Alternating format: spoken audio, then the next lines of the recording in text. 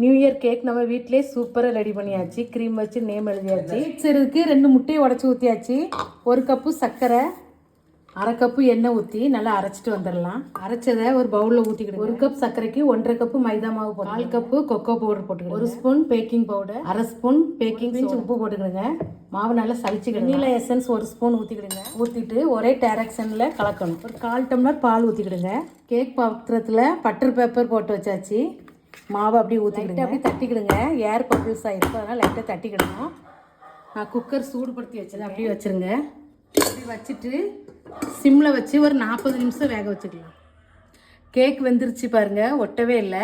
இனி அடுப்பு ஆஃப் பண்ணிவிட்டு ஆற வச்சு கேக் ரெடி பண்ணியாச்சு. கேக் மேலே ஊற்றுறதுக்கு சாக்லேட் சிரப்பு பண்ணலாம். பவுலில் வச்சுக்கிடுங்க. இதில் 1/2 கப்பு சர்க்கரை, 1/2 cup cocoa powder, 2 spoon cornflour மாவு, 1 கப்பு பால் ஊற்றிக்கிடுங்க.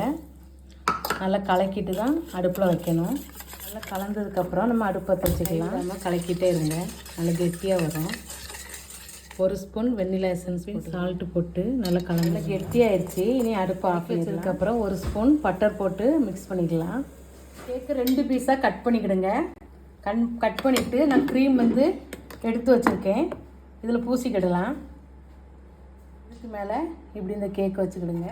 சாக்லேட்டு சிரப்பு செஞ்சு வச்சுருக்கோம்ல, அதை அப்படி பூசிக்கலாம். கேக்கு மேலே நல்லா சாக்லேட் சிரப்பு செஞ்சு வச்சுருந்தோம்ல, அது போட்டாச்சு. இனி நம்ம இது மேலே விப்பிட் க்ரீம் வச்சு பேர் எழுதலாம்.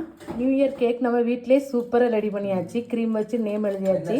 இந்த மாதிரி உங்கள் வீட்டில் செஞ்சு பாருங்கள், எப்படி வந்திருக்கு கமெண்ட் சொல்லுங்கள். இந்த வீடியோ பிடிச்சிருந்தா லைக் பண்ணுங்கள், ஷேர் பண்ணுங்கள்.